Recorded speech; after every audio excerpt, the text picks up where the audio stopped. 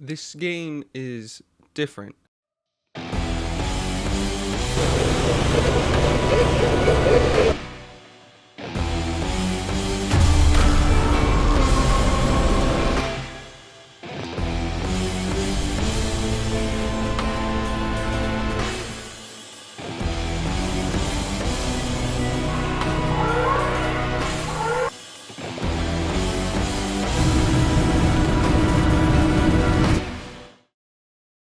Now, I don't mean different in the sense that there's nothing like it, but different in how it makes you feel, how it makes me feel. Let me explain. Pacific Drive was first told to me by my sister as a survival horror game akin to Alan Wake.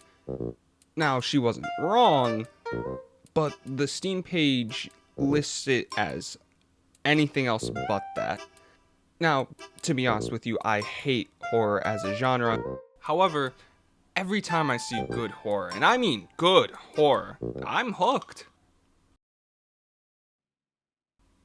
Pacific Drive is what I would categorize as good horror. The horror being that everything from the radiation to the sentient mannequins in the zone is going to kill you if you aren't careful. Even the car, the main staple of safety for you in this game, has been stated to make you insane if you spend too much time with it, leading to you running off into the zone never to be seen again. Add in the story of a company flying too close to the sun and characters who worked at said company feeding us bits of info as we go, and you have a pretty good story on your hands. Now, playing the game feels like a different story altogether. The main gameplay loop can be summed up to go out, get materials, avoid or kill anomalies, come back to the garage, or keep going and risk losing everything you've already collected. After playing the game for a while, I started to notice some things. I stopped being afraid of what was out in the zone after 2 to 3 hours of playing, and I found myself taunting most of the enemies while groaning at the sight of the more annoying ones.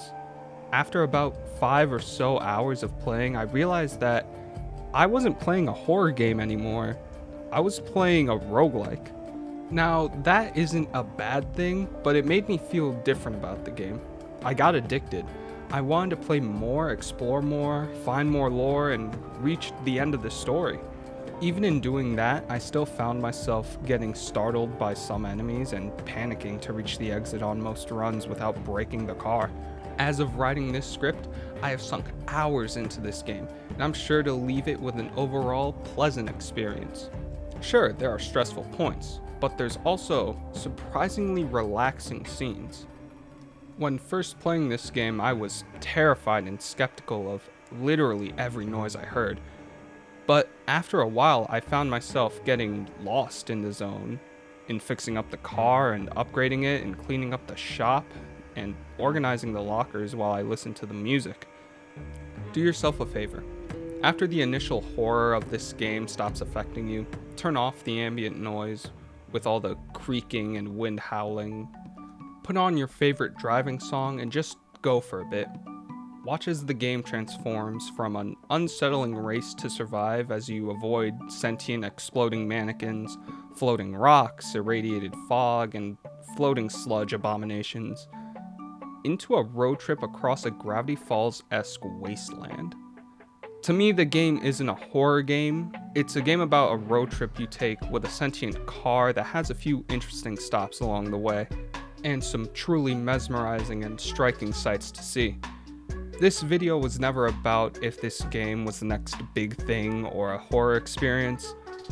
This was a video about how a virtual car and voices over its radio made what I thought would be an experience I would come to dread into quite easily one of my favorite games that I'm honestly having trouble putting down.